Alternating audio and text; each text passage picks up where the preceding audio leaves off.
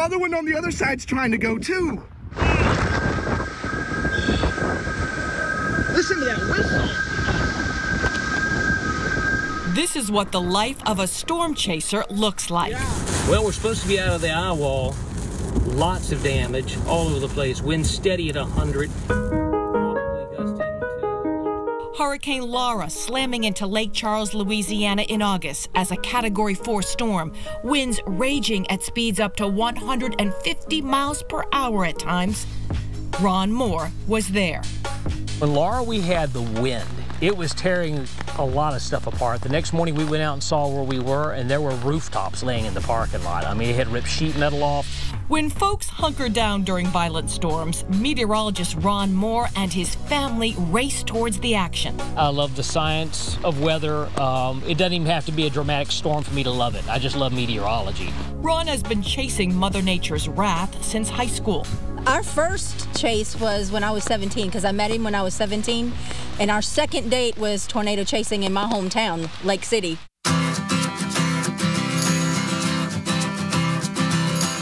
Ron and Charlene Moore live in Merrimack. We caught up with them on a very rainy day, courtesy of Hurricane Zeta. Zeta was a Cat 2 storm Ron and his son Josh had just been chasing on the Gulf Coast the night before our interview. The semis were flipping over all over. We saw them flipping. And I don't mean like one, I mean like several in the same place, debris all over the road, their cargo coming out because the winds are probably 80 or 100. So we had to weave in between them. We got out to help one guy, see if he was in there, and we couldn't even get out of the car because the winds were blowing us off the road. Oh my gosh, I got that on video. Ron is a pastor in his other life at the church at the intersection in Merrimack. He shares his adventures on his Facebook page, The Storm Warning.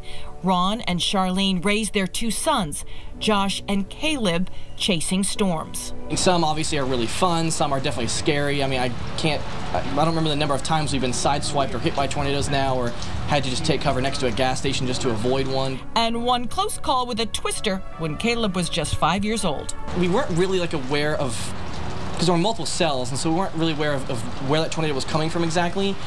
And we were out in the gas station. I remember looking down the street, and you could see the street lights start to be blown out, one by one, just going out. It was like a movie scene. And I turned and I looked at my dad, and I was like, am I seeing this? And he just immediately, get in the van. The rear back of our SUV was bouncing. And about that time, Caleb looked at Ron. He said, "Dad, are we gonna die?" What's the dad supposed to say? Comfort your kids, right? He goes, "I don't know, son, we might." And I'm like, really? Come on. We made it, but that was one of the ones that sticks in my head. Incredible. Man, this is wild. We get to see this unfold in action right in front of us. So as a little kid, I'm growing up thinking this is just amazing. This is an experience that I know many of my friends don't get to have.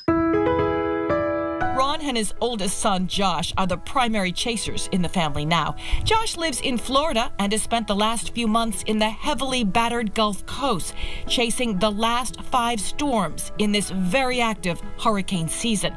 Without a doubt, Hurricane Laura's beastly wrath was the worst they have encountered.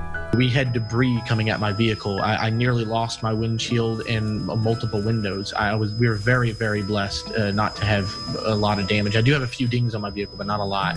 They don't get paid for this. Once they collect the data, like measuring wind speed, the Moores send that info to a variety of sources, weather services, media outlets, posting the info to help local cleanup and utility crews. That helps the linemen and the emergency crews to prioritize what areas have been affected most versus least based on what they see in our videos. So in our March chase, we got hold of the weather services in Dallas, and a couple of others. Me and Josh did send them pictures of nighttime tornadoes, and they didn't have any. That was the only verification they had. There were tornadoes that they saw on the radar. So that's part of why we're there too, is to just help out with the network that already exists. We have ourselves a tornado on the ground in progress, I do believe, right now. While many storm chasers focus on tornadoes, the Moore family is among the few that seek out hurricanes, except for Charlene. She doesn't like water. ever since I was a little girl. I've always been afraid of open bodies of water. Maybe it's because I grew up in North Florida where all the alligators are. There's always something in the water that can get you. Ron has a Facebook page called The Storm Warning, where he posts his adventures. He's also written a children's book and has another one in the works. I really want kids to be able to appreciate and respect severe weather, but not be afraid of it. Storm chasing is not just for science and math fanatics. It's becoming a cottage industry. There are storm tours where folks can pay for a guided tour of a Cat 4, a startup biz the Moores hope to establish. You could think of it as an African safari, right, where nature can be unpredictable, but will take you out and show you what it looks like from a safe distance, and so you can get pictures and witness the beauty of it. Not many families can say they spent vacations chasing down storms, but the Moores forged a family bond, facing the unknown.